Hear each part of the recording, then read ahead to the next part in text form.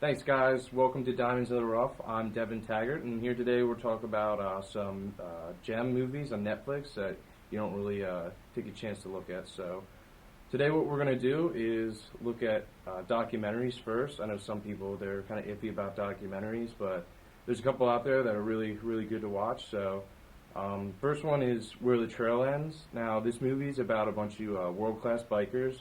Their home turf is in Utah, and they love to bike, and they want to look for bigger places and places that nobody's been before.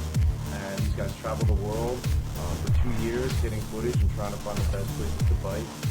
And this isn't just any mountain biking. Their mountain biking is with big, big mountains and stuff like that, so it's pretty extreme. And you guys are pretty cool. You know, you get to see the culture and stuff like that, where people live. So that's definitely one to check out if you enjoy. Even just for scenery, there's great scenery there, you know.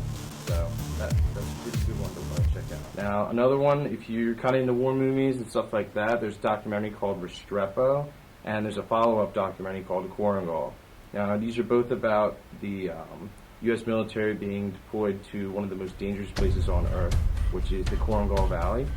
And they go there to neutralize the Taliban in this big secluded valley that the only way in or out is through a helicopter.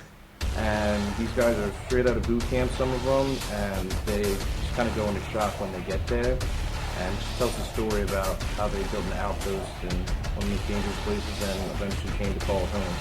So they're definitely both good to check out, you know, very powerful. It was nominated for an Oscar when it came out. It was one of the best documentary of the year, so definitely a good documentary to check out if you have time. So the next thing we're going to talk about is a couple movies that are on Netflix that some people really don't know about or just haven't given it a chance, and I've actually taken the time to watch them, so I think they're good movies to watch in your free time.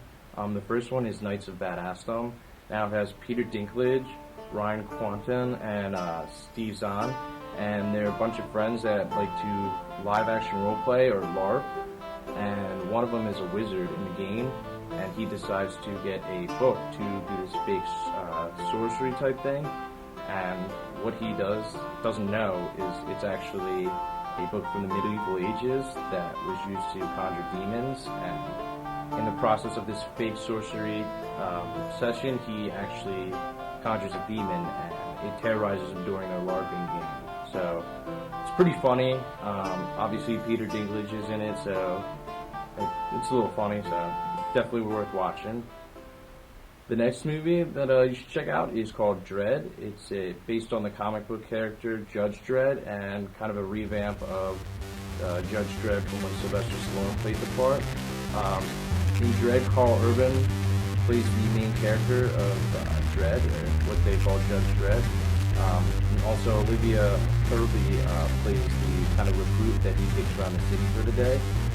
What it's about is, you know, this post kind of war USA where there's so much violence that they kind of kept it into one mega city, and they have these blocks that are like apartments and housing, but they're massive and they have to contain them. They decide to go after a gangster called Mama that runs one of the blocks where people live and stuff, and they go after for a drug that's called slow-mo, and that's kind of the plot of the movie. You can see how it works out yourself. So to end it off here, we're actually going to talk about a TV show called An Idiot Abroad.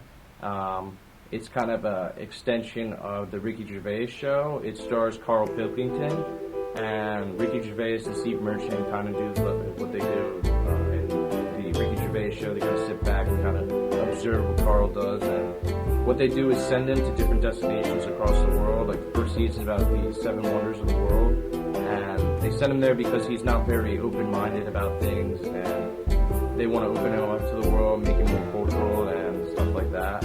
So they send him to places like India, you know, and Africa, and they kind of really try to make him miserable on purpose because they find amusement out of it. So that's a funny show. Short seasons, only 2.5. Definitely not too time consuming. So let me check that out. And that's all from Diamonds in the Rough here. Back to you guys.